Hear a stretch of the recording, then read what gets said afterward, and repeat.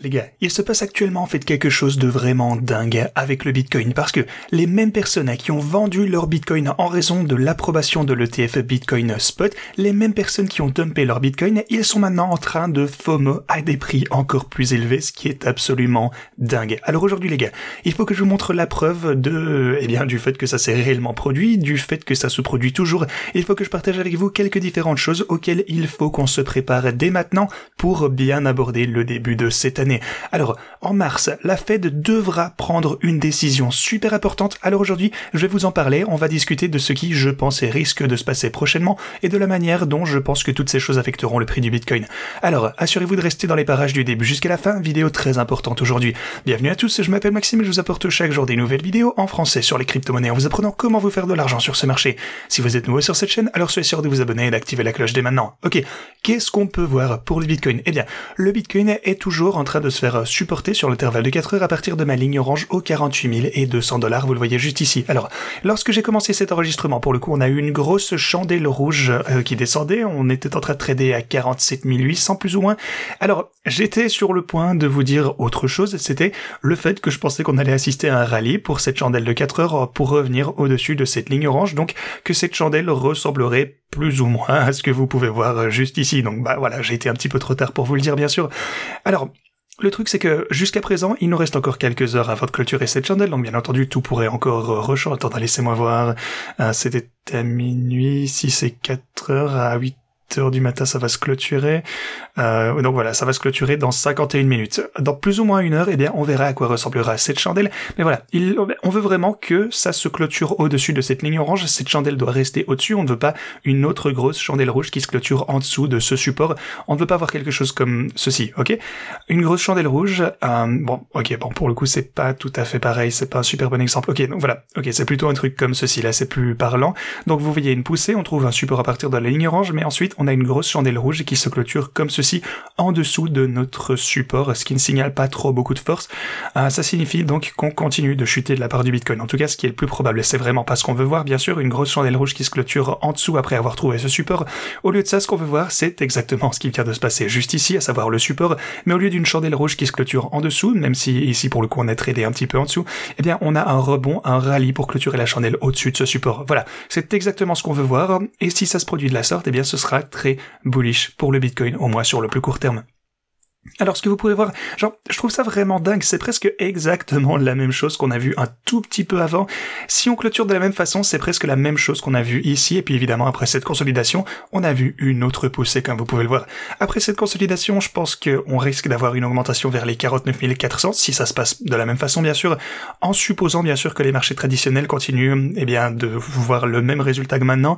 Si on n'a pas des choses de dingue et qui vont repartir à la baisse, ça peut toujours très bien se passer. Et vous voyez le même schéma ici, poussée, consolidation, petit retrait, une poussée, consolidation, un retrait, une poussée, une consolidation, encore une fois pump, puis consolidation, vous connaissez la chanson. Donc, tant que la structure ressemble toujours à ça, les gars, eh bien, je pense que ce n'est qu'une question de temps avant qu'on se retrouve au-dessus des 49 000 $. Maintenant, certaines personnes me demandent, alors, est-ce qu'on a finalement atteint le prix de Take Profit pour le trade dont je vous parlais il y a quelques jours? Comme vous le savez, il y a environ une semaine, eh bien, je vous disais qu'on était sur le point donc d'avoir ce qu'on appelle une Golden Cross, une croix dorée ici pour le Bitcoin, et donc également de sortir d'un pattern de Head & Shoulders inversé. Et hier ou avant-hier même, je vous ai dit qu'on était en train de se rapprocher de ce fameux niveau des 49 000 $, qui est le prix donc du take profit en fait, de la réalisation de ce pattern. Alors oui, pour tous ceux qui ont accepté ce trade, finalement, je pense qu'on a atteint exactement le take profit. Je pense que pour moi, c'est exactement comme ça que ça s'est déroulé. Vous pouvez voir qu'on a définitivement atteint ce niveau, peut-être pas exactement, mais voilà. Ce trade, selon moi, est terminé. Félicitations à tous ceux qui ont attendu qu'on se rende jusqu'au prix de Take Profit, qui ont vraiment été patients et qui ont gagné beaucoup d'argent en faisant ceci. Donc, félicitations à vous. Tout se passe pour le mieux. Je pense vraiment que le Bitcoin est actuellement dans un état extrêmement sain, pour être honnête. Et rappelez-vous aussi que dans la vidéo d'hier, je vous ai dit qu'on risquait de voir beaucoup de personnes, qui avaient vendu en raison de l'ETF spot du Bitcoin, donc qui avaient acheté en avance et qui ont vendu lorsqu'il a été approuvé à 44 000 $. Eh bien, qu'ont-ils fait avec cet argent? Eh bien, ils l'ont simplement probablement gardé. Mais maintenant, alors que le Bitcoin semble si bullish, eh bien, je peux m'imaginer que beaucoup de ces institutions, beaucoup de ces personnes qui ont vendu leur Bitcoin, qui ne savent pas trop en fait ce qu'ils vont faire avec cet argent, et donc qui commencent à se rendre compte qu'ils ont raté le train, eh bien je pense qu'ils vont revenir avec du FOMO.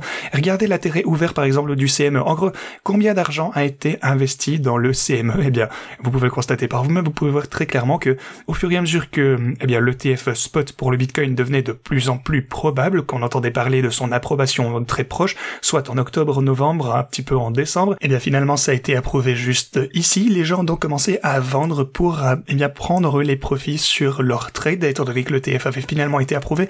Mais maintenant, regardez ce qui est en train de se passer. Eh bien, on a eu une petite latéralisation, on est redescendu, mais regardez cet énorme pic. Il existe actuellement de nombreuses institutions qui ajoutent davantage de Bitcoin à leur position. Finalement, les gens commencent à comprendre.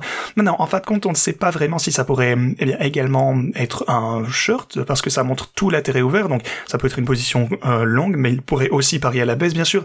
Mais je pense qu'il est raisonnable de supposer que l'essentiel de cette situation est dû à une position longue d'investissement d'institutions, étant donné qu'elles ont acheté tout le Bitcoin ici même, elles sont restées en position longue en attendant que le TF soit approuvé. Lorsqu'ils ont vu ceci arriver, ils ont vendu leur position. Alors pourquoi est-ce qu'ils continueraient à vendre alors qu'on est en train de remonter? Je pense que ça ne fait aucun sens, donc plus probablement, je pense qu'il s'agit presque exclusivement de positions longues. Bien sûr, c'est juste mon avis, c'est ma conviction, et je continuerai toujours à partager avec vous ce que je pense sur la chaîne, bien entendu.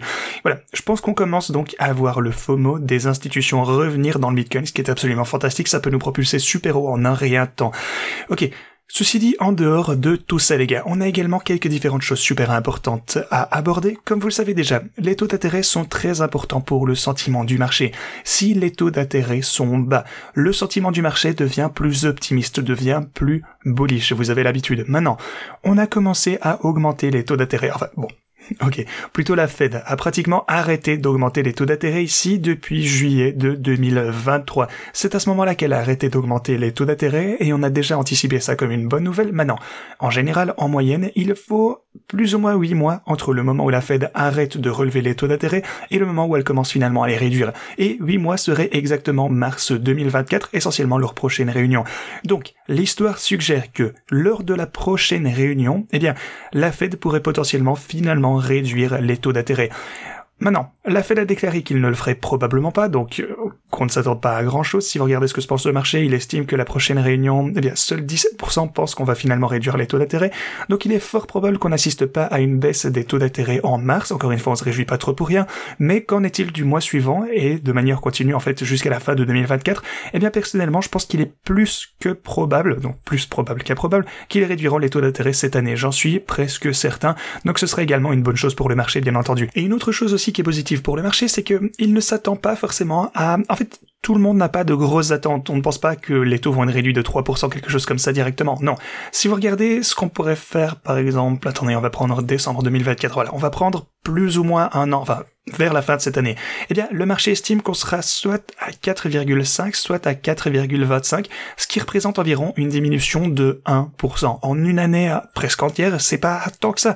Le marché estime donc qu'on pourrait potentiellement chuter avec les taux d'intérêt de 1% d'ici la fin de cette année, et c'est vraiment pas déraisonnable. Ça veut dire qu'on ne s'attend pas à des trucs de dingue. C'est assez probable, c'est pas quelque chose de fou, donc il pourrait peut-être réduire davantage que cela, et on préfère les bonnes surprises que les mauvaises. Surtout si quelque chose de dingue se produisait en niveau situation géopolitique, etc., ou avec les marchés ou autres, eh bien, il pourrait peut-être réduire davantage que ça. Bien sûr, je suis pas géopoliticien, mais bref. Donc voilà, ça va peut-être s'atténuer avec le temps, et comme vous le savez, les marchés traditionnels enregistrent toujours des gains de malade et continuent d'augmenter.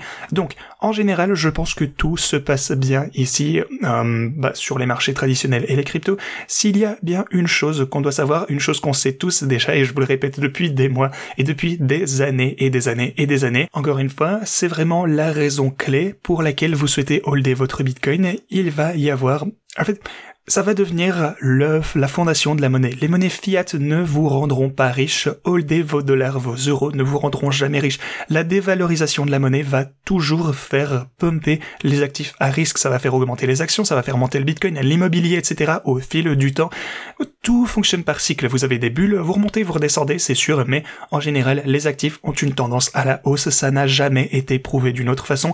Pourquoi? Parce que la monnaie fiduciaire a toujours une tendance à la baisse. Ceci dit, merci d'avoir regardé, et moi je vous dis à la prochaine.